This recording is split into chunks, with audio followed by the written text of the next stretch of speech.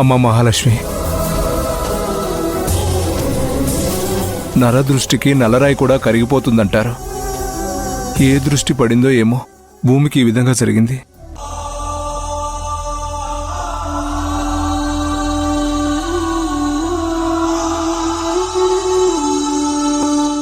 ఎందుకిలా జరుగుతుంది? నా కూతురు మహాలక్ష్మికి సంతానం లేదు. కనీసం నా కోడలికైనా సంతానం కలగబోతుందన్న సంతోషాన్ని ఆ దేవుడు ఎక్కువ కాలం నిలవనివ్వలేదు.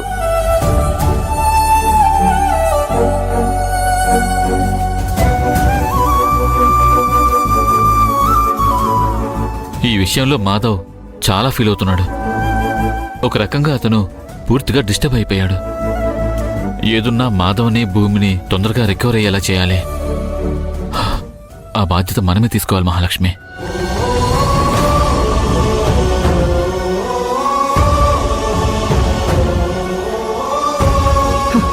ఈ ఇంట్లో ప్రశాంతత ఎక్కడుందండి? ఎప్పుడు చూసినా గొడవలు, కొట్లాట్లు.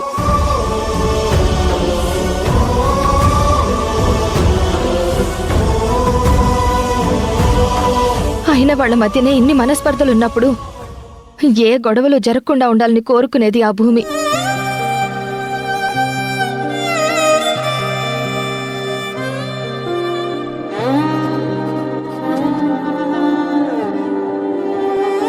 ప్రతి విషయంలోనూ ఇంటిని చక్కదిద్దాలని, ఇంట్లో మంచి వాతావరణం ఉండాలని ఎప్పటికప్పుడు తన సాయశక్తులా పనిచేసేది.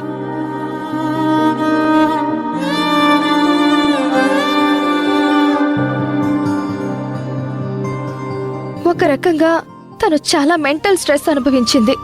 తను వేసుకోవాల్సిన టాబ్లెట్స్ ను కూడా మర్చిపోయి వేసుకోపోవడం వల్ల ఈ రోజు ఇలాంటి పరిస్థితి దాపురించింది.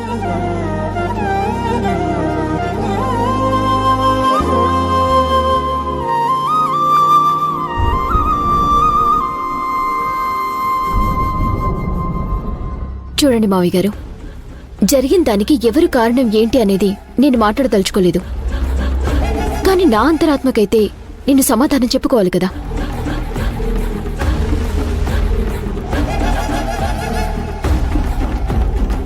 భూమికి ఇలా జరగటానికి 100 కారణాలుండొచ్చు.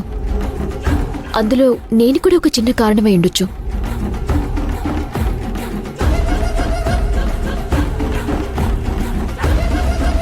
నేను చేసిన తప్పుని నేను అంగీకరిస్తాను, అంతే తప్ప ఎదుటి వాళ్ళ మీద వేయదలుచుకోలేదు. ఇక నుంచి పాత అలేఖ్యాన్ని మీరు మర్చిపోయి కొత్త అలేఖ్యాన్ని చూస్తారు.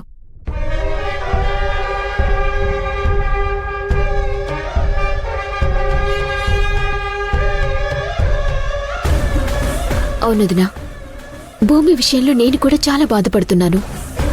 భూమికి పుట్టబోయే బిడ్డ దూరం అయిపోయిందని ప్రాయశ్చిత్తంగా నేను ఒక నిర్ణయం తీసుకున్నాను.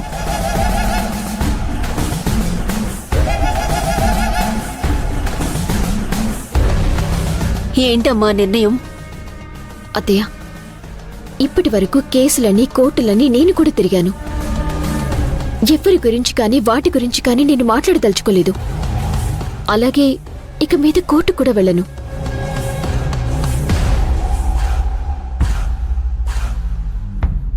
ఈ సమస్యను మనింట్లోనే పరిష్కరించుకోవాలి తప్ప వీధిలోకో కోర్టు బోనుల్లోకో ఎక్కాల్సిన అవసరం లేదనిపిస్తోంది.